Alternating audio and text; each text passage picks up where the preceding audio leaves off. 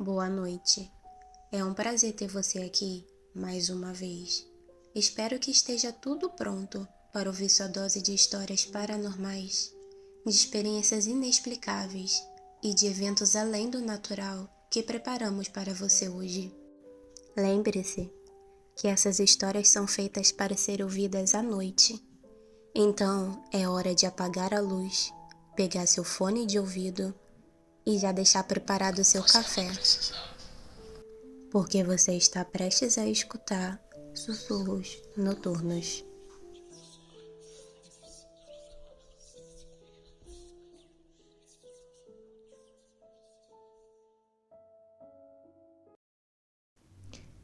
Quem nunca ouviu falar dos duendes? Ou dos duendes que vêm em uma garrafa? Você já deve ter até querido um, ou até tem o seu próprio duende, que provavelmente está aí com você agora. Mas quem escolhe ter um duende deve se preparar para viver experiências boas ou ruins, pelo vínculo sobrenatural com esses seres elementais que você resolveu levar para sua casa. Muitos desejos doentes para a fartura, para a boa sorte, para a saúde ou até para o amor, mas nada te prepara caso eles sejam ignorados ou maltratados, como o relato de hoje, que mostra que nem sempre essas experiências podem ser positivas. Boa noite. Me chamo Mariana e o meu relato aconteceu alguns anos atrás, em uma viagem ao México com duas amigas. Mas só agora eu tive coragem de compartilhar. A gente estava de férias e resolvemos viajar para o México e ficamos em Huasco Campo, um lugar bem conhecido pelos seus duendes. Depois de visitar o Museu dos Duendes, minha amiga Manuela resolveu comprar alguns duendes para a gente. 2 duendes do amor e para a boa sorte para ela, e 2 da fartura para mim e Roberta.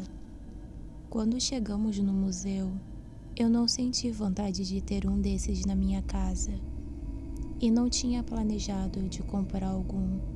Eu sempre fui uma pessoa que não acreditava nessas coisas, mas eu respeitei a decisão dela, já que ela nos presenteou com uma lembrança da nossa viagem ao México. Se você não conhece o museu, ali tem várias provas das experiências dos outros visitantes, que mostram que ter um duende em casa não é nada agradável. Tem até um livro com vários relatos escritos à mão dos próprios visitantes, vários objetos quebrados e até mesmo cabelos enrolados que os visitantes deixaram ali no museu.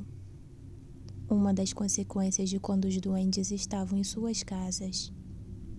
Muitos até devolveram seus duendes, por eles não serem bons como eles acharam que eram. Porém, a minha amiga Manuela, depois de ver todas as provas e lido o livro, ela não foi tão sensata quanto eu e Roberta.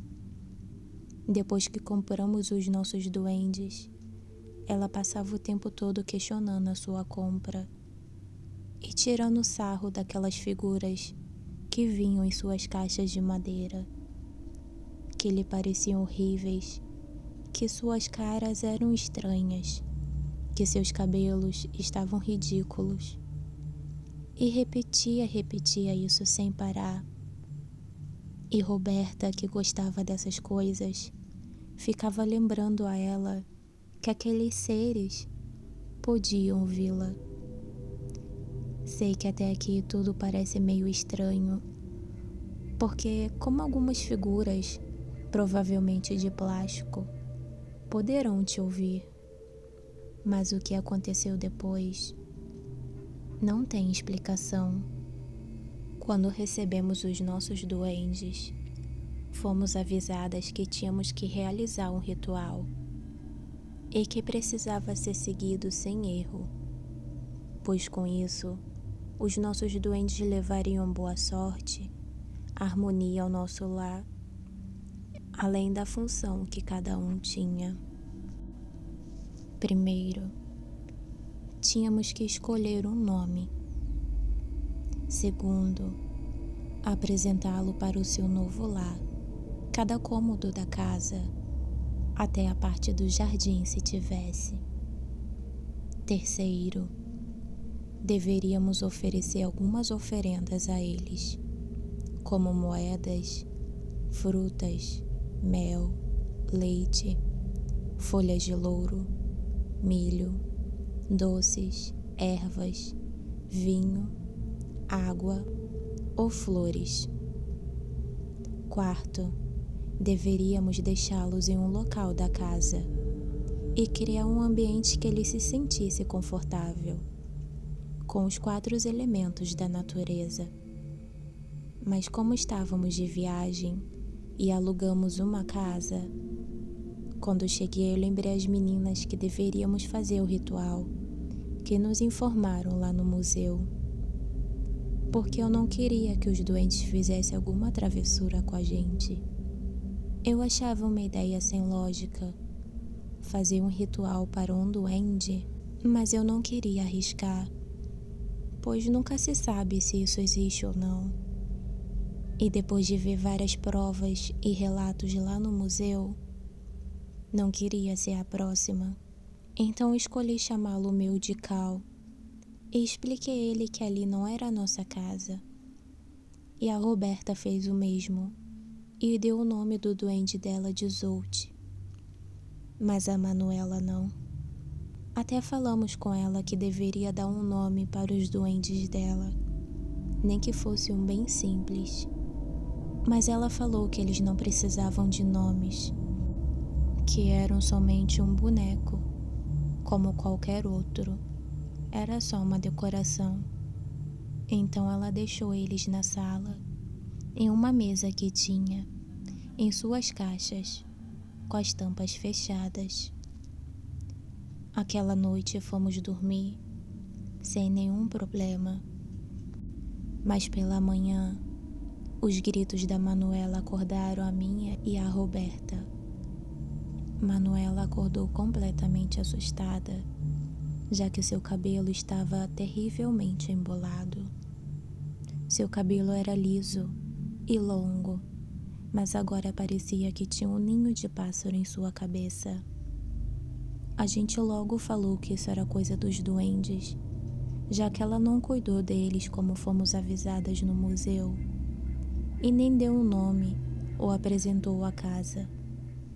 Mas ela não acreditava. Ela nos acusou de incomodá-la, tentando fazê-la acreditar que eram seus duendes e que provavelmente era uma de nós duas que tínhamos feito isso em seu cabelo. Na verdade, eu tinha dormido a noite toda e duvido muito que Roberta pudesse ter feito isso sem que a Manuela acordasse. Então fomos para a sala e lá estavam os duendes na mesa, todos em suas caixas, mas com as tampas abertas.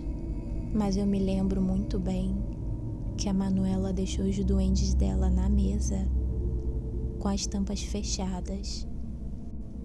Como ela não estava conseguindo desembaraçar o cabelo sozinha, nós duas começamos a passar óleo em seus cabelos, que estava muito, muito embolado. E logo percebemos que entre aqueles nós havia várias tranças, muito finas. Mas como não conseguimos depois de várias horas desembaraçar a maior parte do cabelo dela, resolvemos ir em um salão que tinha próximo da casa que alugamos. Manuela, quando chegou no salão, disse para a atendente que ela acordou com o cabelo todo embolado e ela não sabia como, já que sempre dormia com o cabelo solto e nunca tinha passado isso. A cabeleireira, quando olhou o cabelo de Manuela, falou que isso era obra dos duendes e que eles não tinham o costume de fazer isso nos cabelos, e que na maioria das vezes aparecia alguém ali no salão com um cabelo assim. Ela logo perguntou a Manuela se ela tinha algum duende em casa, e ela falou que tinha comprado 2 no dia anterior. Então a mulher falou que ela deveria se desculpar com os duendes, já que eles não faziam isso sem qualquer motivo. Embora tivéssemos conseguido desembaraçar a maior parte do cabelo dela em casa, no salão ela teve que cortar o cabelo, quase batendo no ombro. Quando chegamos em casa, Manuela fez algo que não esperávamos que ela. Vimos Manuela andando até a cozinha e voltando com uma tesoura na mão. Então vimos ela pegando seus duendes e cortando os cabelos dos 2, falando que se eles fizeram isso com ela, eles pagariam com a mesma moeda. Eu até entendi essa raiva que ela sentia no momento, porque demora muito para um cabelo crescer, e ela estava muito feliz com os cabelos longos, e cortar assim do nada foi um golpe muito forte para ela. Depois desse dia, as coisas só pioraram. Dos 15 dias de férias que tínhamos no México, 6 deles foram muito complicados. Um dia, Manuela tinha separado as roupas e os sapatos dela para a gente sair cedo no dia seguinte, para visitar a capela da Nossa Senhora do Loreto. Mas quando acordamos, as sandálias dela não estavam mais ali. Outro dia, a sua carteira sumiu. Depois, o seu cartão não estava na carteira. E começaram a passar várias coisas estranhas naquela casa. Mas uns 3 dias antes da gente voltar para casa, já deixamos os documentos todos separados, os passaportes e as passagens, para adiantar logo as coisas. Mas então os documentos da Manuela sumiram e começamos a buscar na casa toda, mas não achamos.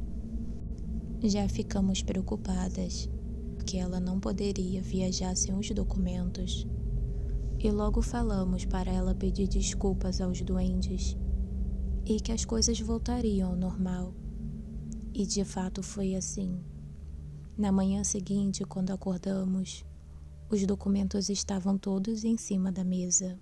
Mas o mais desconcertante veio quando estávamos terminando de preparar as nossas malas para sair. Os duendes da Manuela não estavam onde ela tinha deixado. Procuramos pela casa toda e não apareceram. Então ela disse que não se importava, porque ela não ia levá-los para sua casa, que eles iam ficar ali na casa que alugamos, e que não tinha a maior intenção de devolvê-los para o museu que compramos. Então pegamos as nossas coisas e fomos embora. Eu e Roberta levamos os nossos duendes, e como eu tinha visto as coisas que passaram naquela casa, eu não deixaria o meu ali. Já estava até planejando como deixar um espaço bem aconchegante para o meu duende. Já tinha até comprado umas pedras e uns cristais coloridos para ele.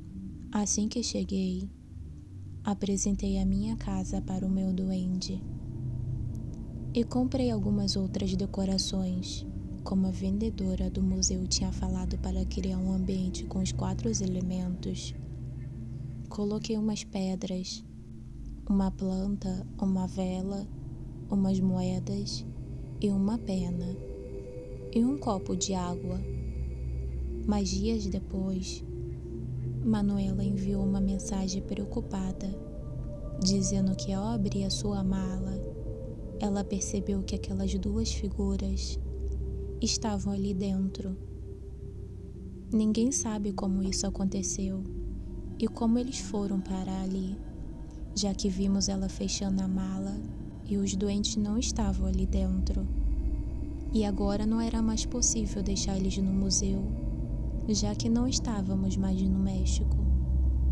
Então a Roberta disse que ela aceitaria ficar com um dos duendes, já que ela já tinha um, e talvez ele gostaria de outra companhia. Então eu aceitei a ficar com outro duende dela, já que já tinha um também. Quando levei o duende para minha casa, eu apresentei e dei o nome dele de Trovão. Sempre coloco uma maçã para eles, mas passou um dia que eu esqueci de colocar. Então a chave do meu carro sumiu. Eu fiquei louca atrás dela.